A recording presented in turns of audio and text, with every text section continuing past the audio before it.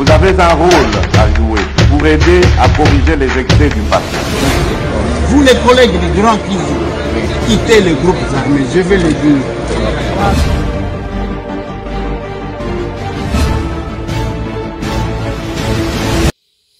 Bienvenue, bon week-end mesdames et messieurs, bonjour, bonsoir, bonjour, bonsoir. Émission Bandaka Kaboye, Bandaka Kaboye, donc on a négradi. Bonsoir mesdames et messieurs, Tokutani les lotos à samedi, nous sommes le 2 août 2025, en direct à Kinshasa, capitale de la République démocratique du Congo. Ce qui est bien voté, les Zamboka au bateau Bélé, Banvia Kakokoma. Ba Congolais pendant que ba Congolais bango ko baye baka secret ya mboka na bango te lelo samedi to kolobela nini actualité tozanango matata ponyo mapon a monani mais monani aza wapi masolo na de pité ba libérateur désespéré ba komise kolela lela pona kosilisa kanda sala bisala sala na population. Comme un modèle bazo melisa population masanga nanko masolo na dépité. Fachi, le président de la République, chef de l'État, face aux membres et à présidium de l'Union sacrée. Masolo nde masolo. Cause la membre et à présidium bien. Allez, on va parler de makambo ya ba escroc.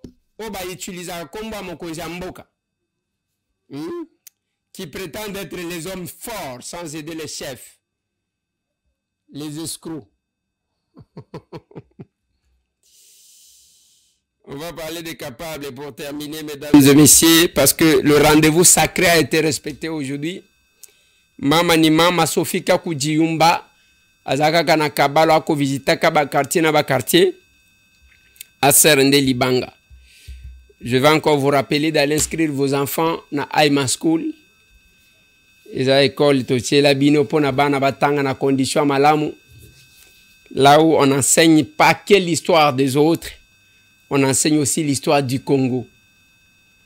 Parce que le système éducatif na biso, tangi sabana makambo abatu misusu mebaye ba makambo na bangote. Ce qui mwana koyeba valeur à Congo ta ko défendre ango ndenge nini. Yango moni mécanisme nyoso, vous trouvez que les gens trahissent, les gens font n'importe quoi, parce que ayebi valeur yamboka na yete.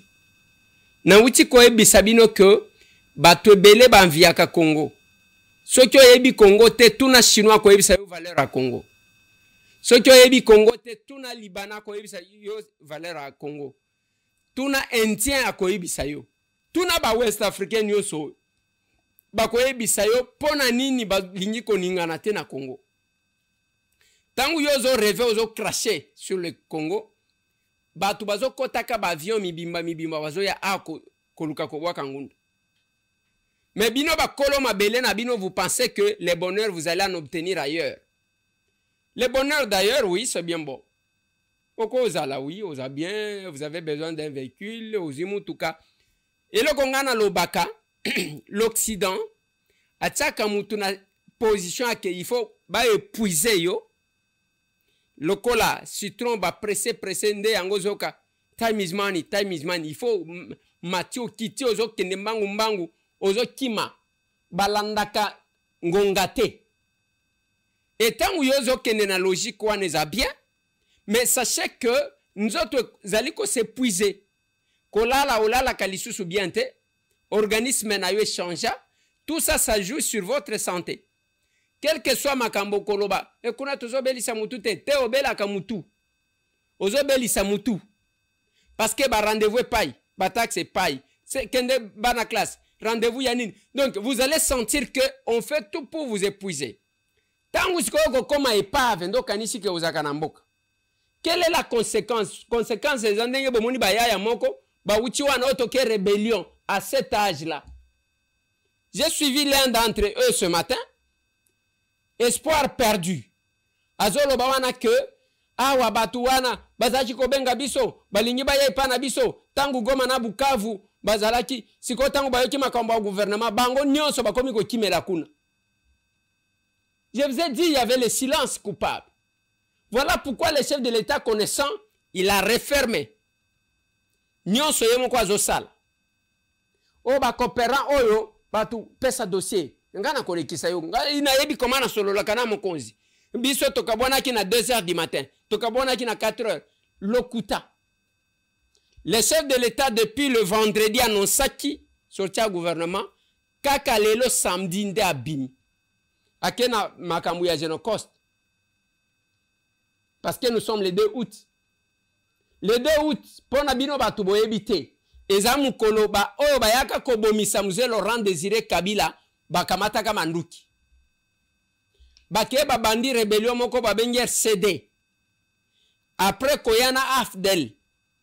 Nde basangana ki basali ba makambu wana ainsi de suite. La République démocratique du Congo va commémorer Genocost pour nous rappeler depuis à Bamakambo tozali ko subir les lots comment les Congolais sont en train d'être tués. Voilà le pourquoi de l'organisation d'aujourd'hui. Et le chef de l'État na ebisa kibino ke bato bako simba bilamba na maboko. Oh qui si ba pesa ke ezaso ya combien de jours achana munoko tanga ko solo na okomone la wapi. Babenye na chombo chef azo ya mbabangota. Makambu nyonso nazo ebisaka bino awa chef de l'État yebi yango. Dossier à 4 millions de dollars. Oyo batu batonda kambongo te, ils ont plus que ça. 4 millions de dollars ko brader personnalité. Tikangana kosolo na chef, je vais causer avec les chefs, je vais terminer cette histoire là. 4 millions de dollars. Ah bo bandi ko sala sala ba réunion ya mike to sala to attaquer to lo babo ena ndeko na ngai ozo le kisatana yo pamba uko na ponda muda bure vila bana sa muswahili ozo le kisatana yo le chef acha yebio ke yo za coopérant moteki ba poste za yo le lobo bo créer ba frustration même au sein ya ba combattants kaka pona bisala sala na bino wan les gens avec qui vous êtes battus bo comme ça bango ba ennemi na bino ba adversaire na bino bango nde bo kenda ka ko funda ko bloquer tout le monde qui signe ce polaka. Et qu'est-ce que vous cherchez? Besoin de moi leadership na bino. Allez, qu'est-ce qu'on fait? Leadership pour un qui n'est pas batoye bibisote. To comme un leader. Conséquence, tout ce qu'il y a eu comme poste. Oh batubaye bi vision. Bato bakokaki kozala. Kosunga chef de l'État. Bakokaki kokota te. Bakota na bangote parce que bino bozala kikuna. Musala na bino. Kote kaka ba poste pour votre bien personnel. Comme botonda kate. Bokema kambo 4 millions. Après Makambo, il y a 4 millions. Qu'est-ce que vous avez fait? Il y a Liboso besoin qui 300 000. Il y a faire nommer collègue Nangai, gouverneur ya banque. Les lois Olanda kabino mikolonio so. Besoin de sambongo na ye. Besoin de sambongo na ye. Parce que boye bazo contacter biso tokoya kobeta yango awa. Batu nyonso basi bayebi que bozo kosa, le chef n'est pas avec vous. Le chef ne vous a pas envoyé, il vous a fait confiance certainement pendant un temps et puis a trouvé que vous n'êtes pas crédible. Vous êtes plus le problème que la solution. Auprès du chef, on ne va pas avec des problèmes. Auprès du chef, on va avec des solutions. Et bah, tu as un lobby. Boyoki bato bazana ba M23. Ba komi kolela. Oh voilà, espoir lisusu ezate. Biso ba komi batu nyonso bazaji ko sala botango bayoki makambo au gouvernement. Oui, c'est ça aussi la vérité. Et kanda ya batu wana ba komi ko maltraiter papa ko tselanga image wana.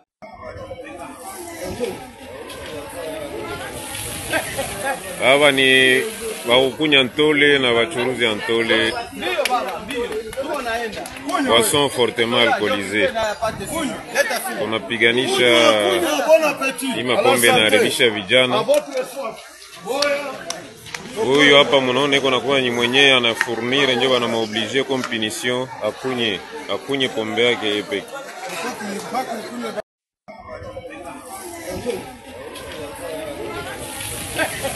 Aba ni bakukunya ntole na bachuruzi ntole.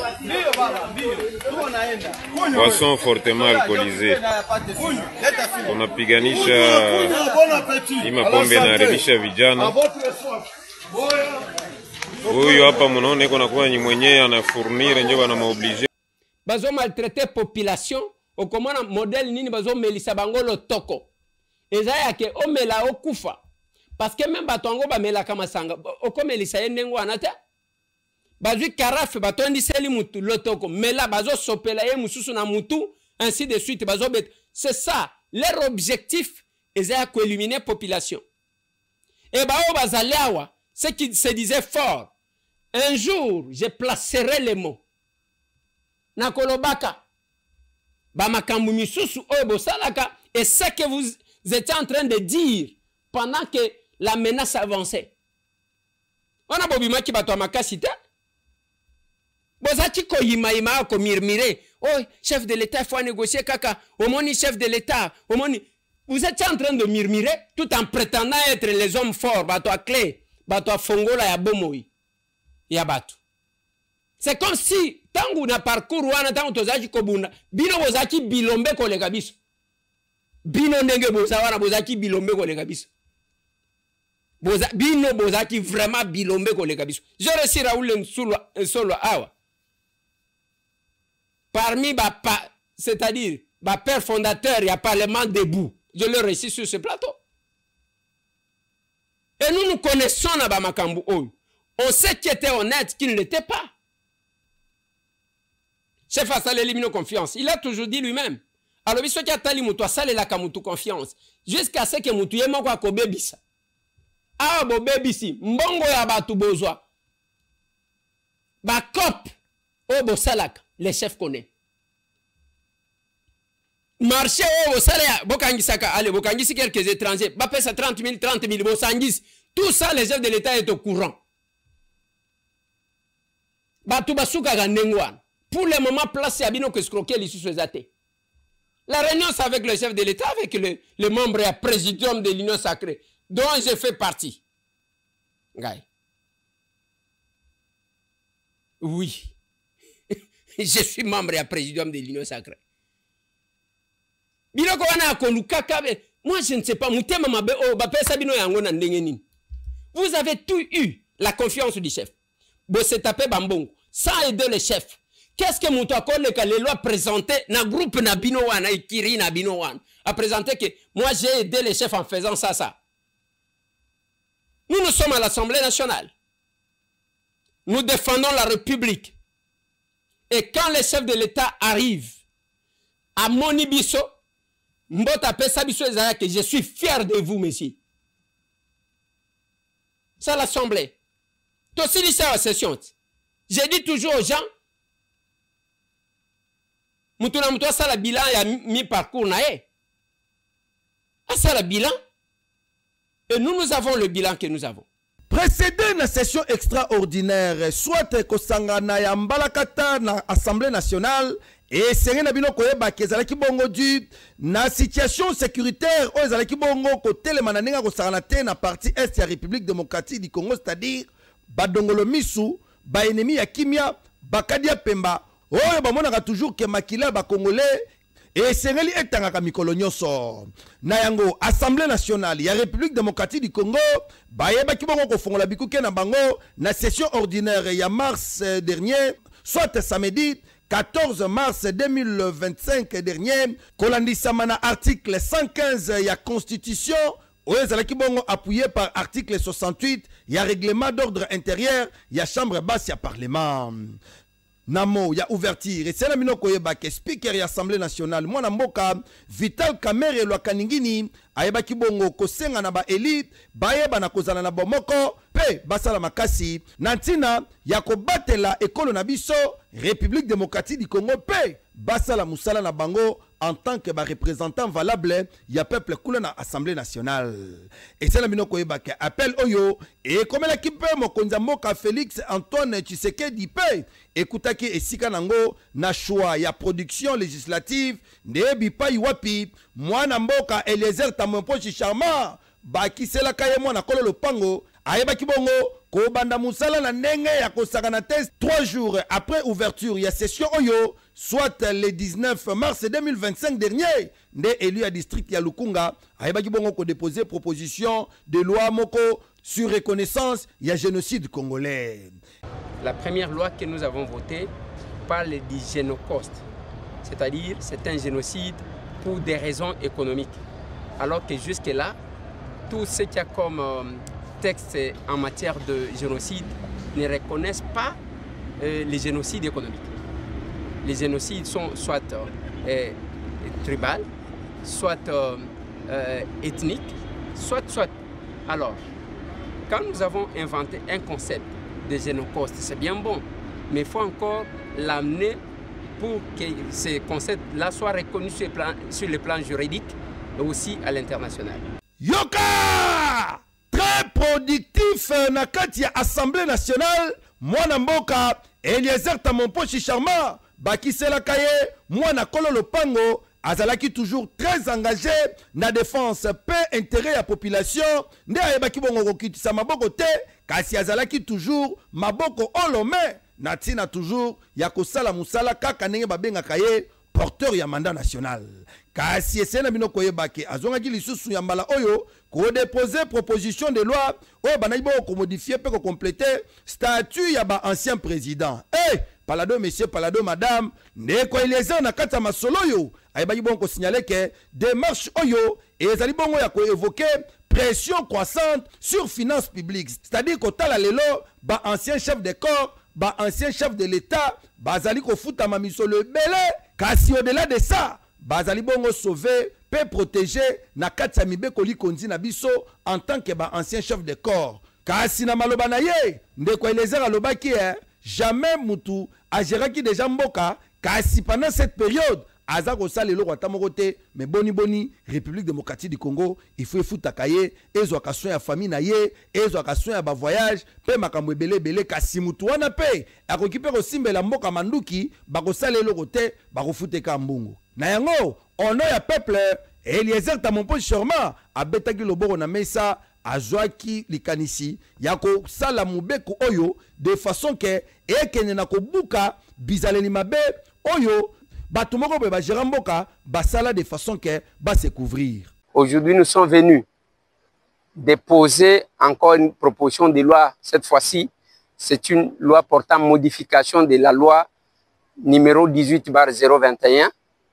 Cette loi de 2018, certainement, cette loi portant statut d'anciens chefs d'État et les avantages accordés aux anciens chefs de corps. Parce que nous avons estimé nécessaire de soulever des questions importantes dans cette modification. Ça serait injuste que les uns bénéficient d'une retraite d'or, mais les autres se cotisent pour assurer l'après-emploi.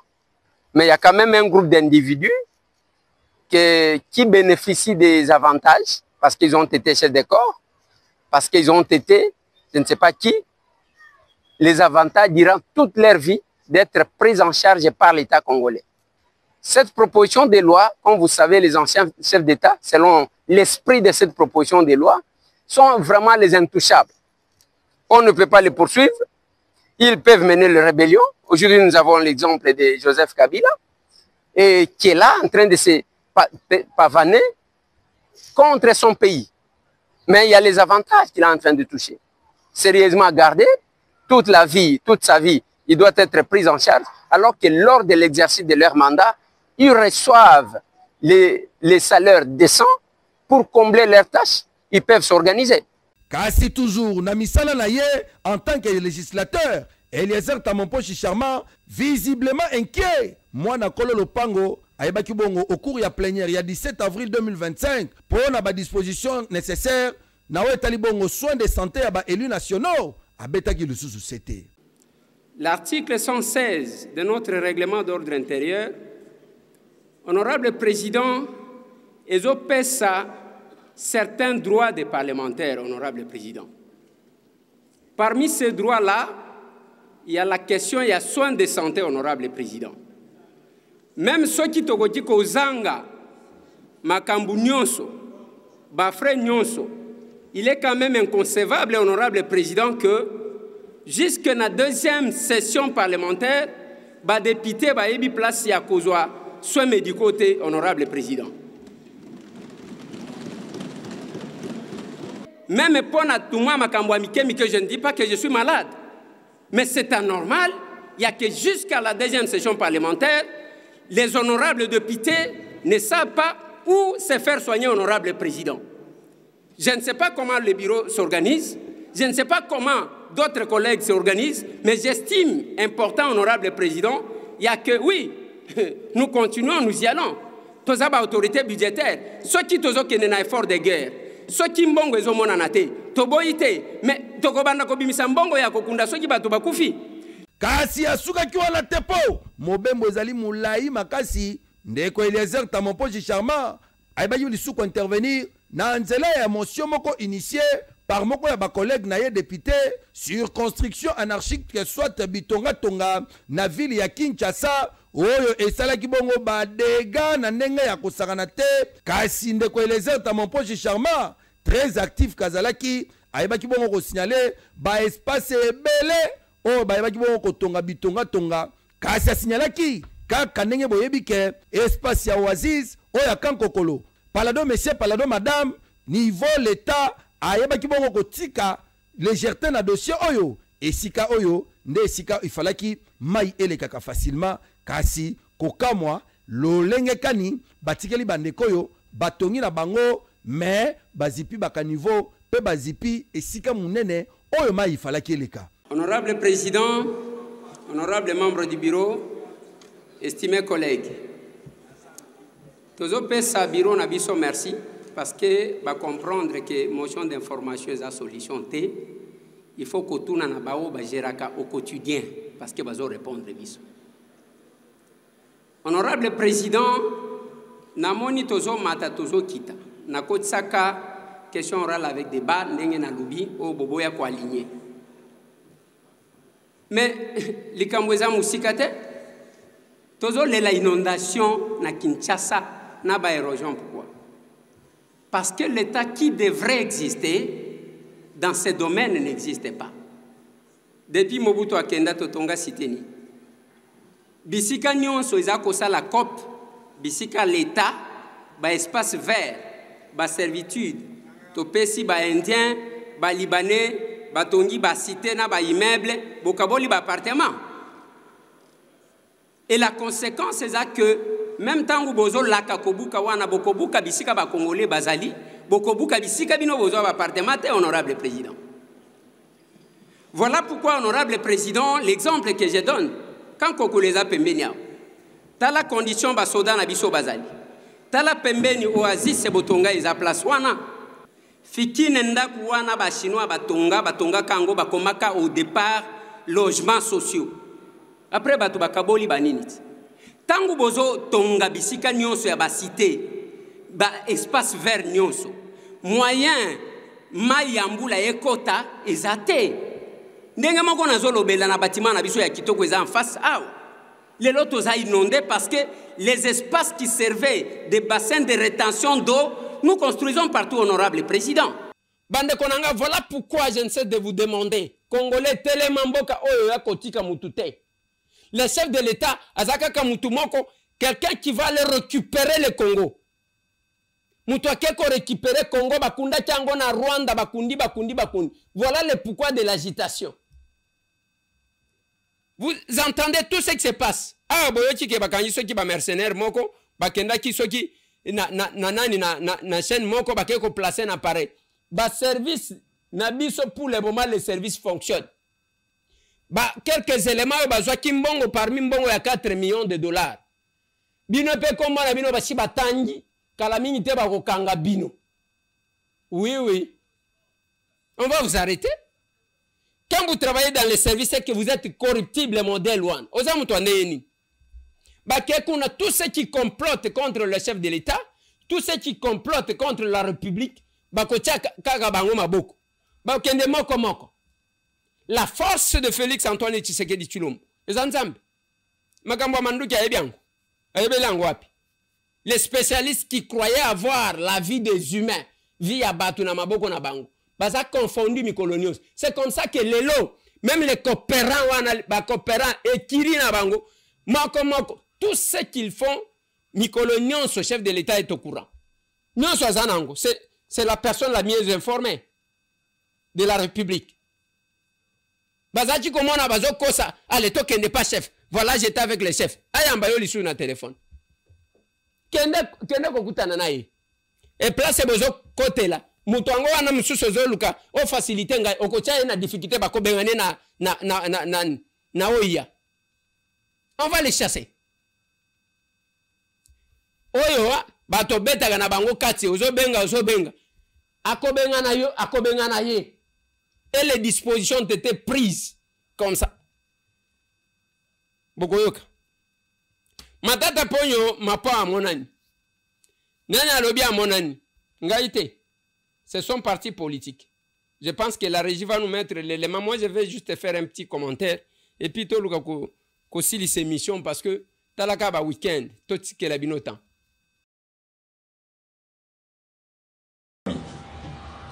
Je voudrais à ce stade de manière particulière insistante rassurer toute la population congolaise et particulièrement les membres et sympathisants du LGD et alliés que le président national du LGD et allié l'honorable Matata Ponyo Mapon est bel et bien vivant et en sécurité.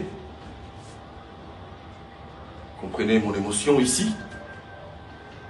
En effet, 2 mois après sa disparition brusque, il a finalement renoué contact avec nous. Je l'ai eu personnellement au téléphone et il nous a déclaré avoir été contraint d'aller en exil par les pouvoirs en violation de l'article 50, l'article 30, voulais-je dire, et alinéa 2 de la Constitution. Le moment venu, nous vous dirons où il aura choisi de s'installer avant de retourner dans son pays qu'il chérit tant, lorsque il nous donnera de plus amples précisions.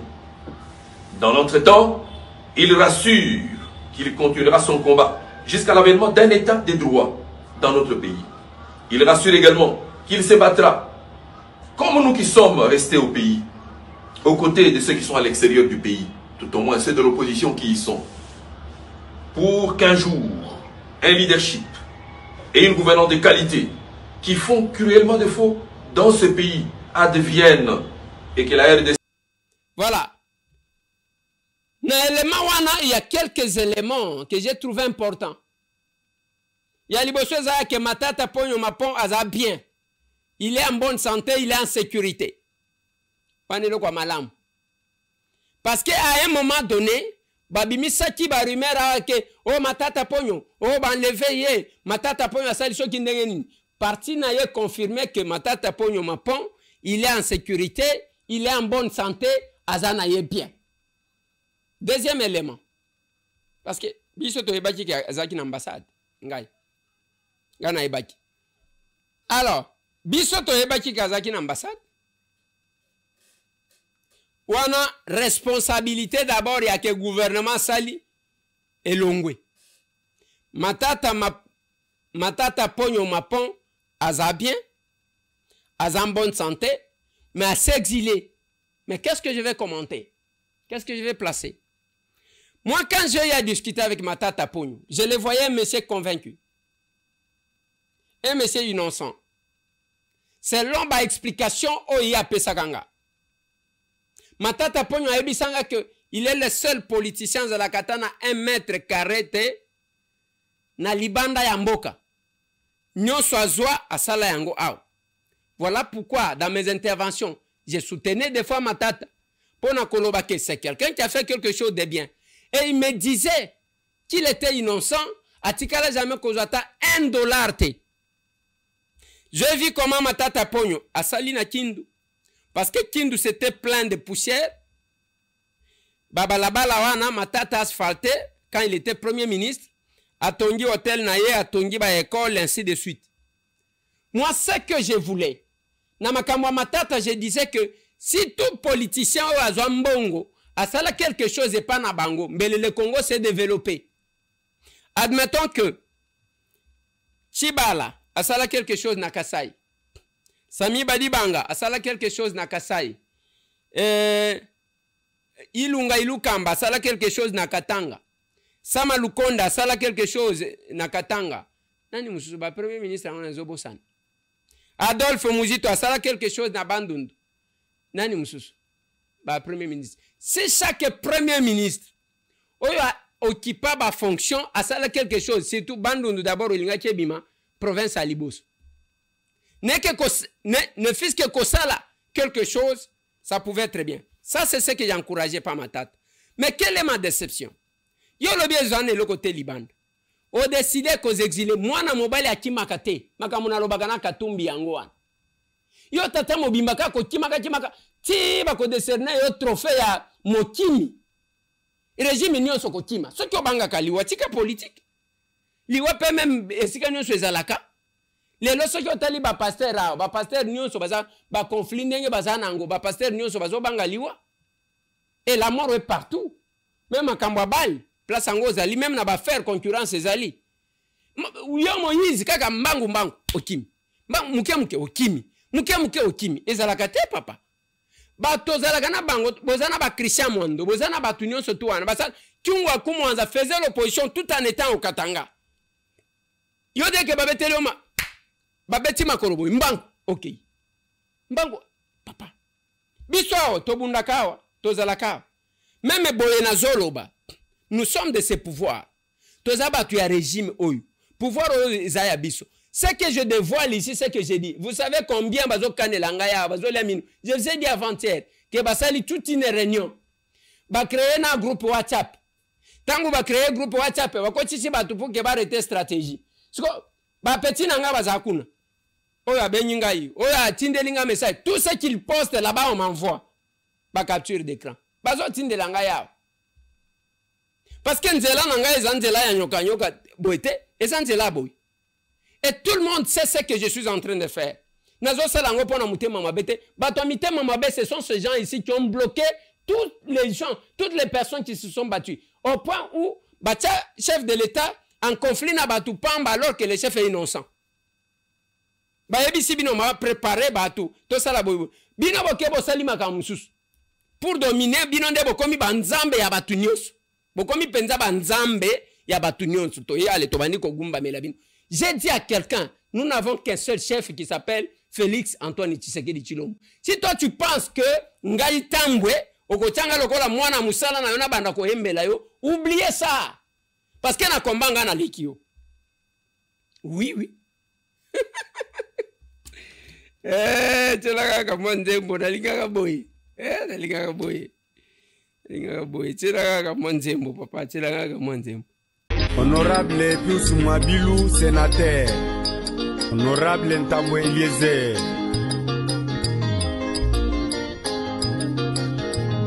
Pateji bayi chele kale ibanda la mumba. Pateji bayi chele kale ibanda la mumba. Pateji bayi chele kale. Banuba mutwa basungunga uge. Banuba mutwa basungunga uge. Nekubele chami kakatata munasungo.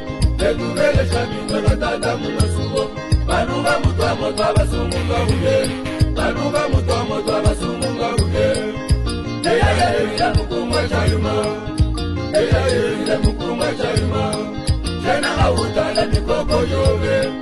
Jena awutala mikoko leina yeko mupala kemuno. Jena awutala mikoko leina yeko mupala kemuno. Honorable Ngoyi Lubamba Kasongo Manixe. Bateji bayi chele kale ibanda la mumba. Bateji bayi chele kale. Batete. Bateji bayi chele kale. Bakale. Banuba mutwa basungu. Eyelele. Banuba mutwa basungu. Eyeye. Nekubele chami kakatata munasungo. Ibabe ya malango. Nekubele chami kakatata munasungo. Balele nuwe. Banuba mutwa basungu. Bayile grifina wima ya. Mutwa basungu ngauye. Eya mukuma chayuma. Ministre à Justice Constant Mutamba.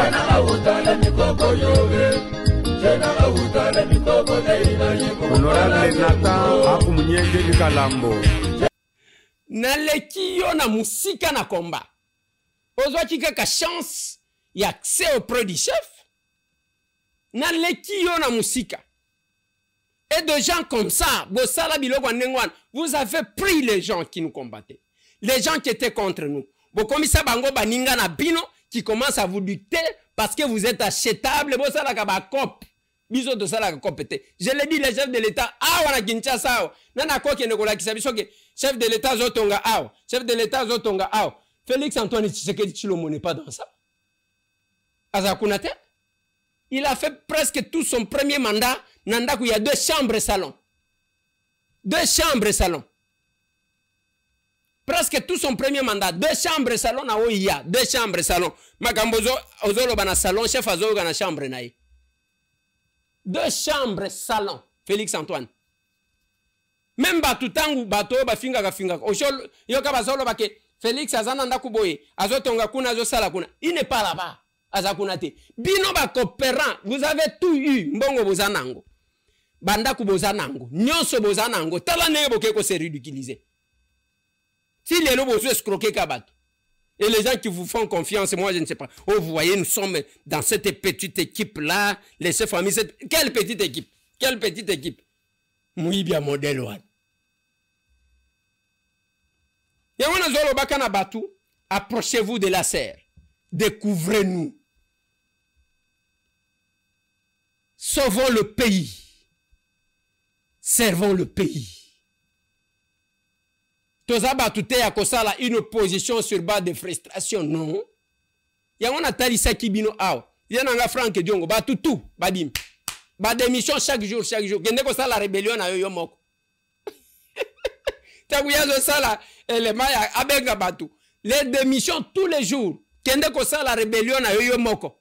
Kende ko bala na Kabila yo moko. Yamona lobaki na bino na muto qui insultait tout le monde. Biso batambo moi mobali wana finga biso tellement que les réseaux sociaux ça donne la possibilité naba wayambar quelqu'un qui n'a jamais fait quelque chose dans sa vie. Quoi? Moi j'ai un parcours. J'ai un parcours bamoni c'est les villageois de la République. Mais je ne fais jamais le raccourci et là où je suis. À quelle ambassade a comme ndengena telemi boy. Ndengena deke balobi papa tela image wana linga kasa dans okomona ndenga bendani de awa na telemi veut dire que monsieur Noma. Qu'est-ce qui se passe? Chef, qu'est-ce qui se passe?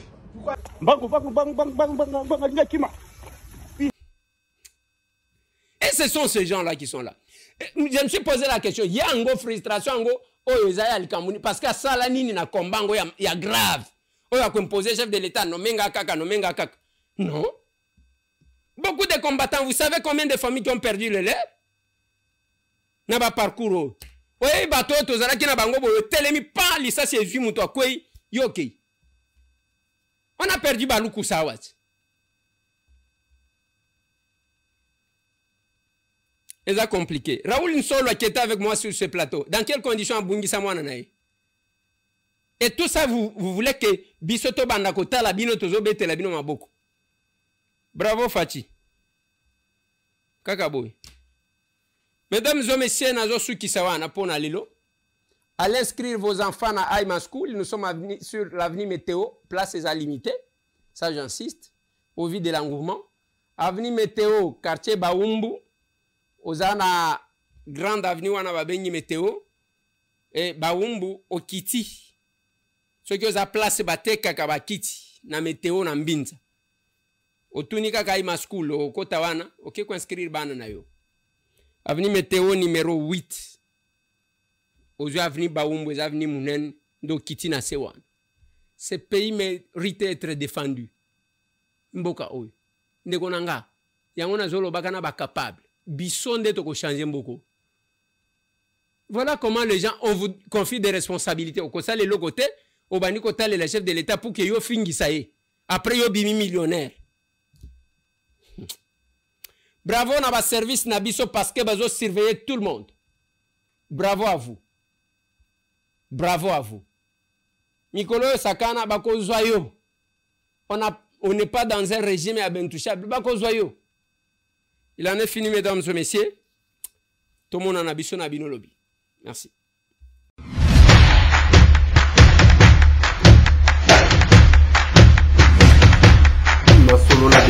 Honorables députés et sénateurs, vous avez un rôle à jouer pour aider à corriger les excès du passé.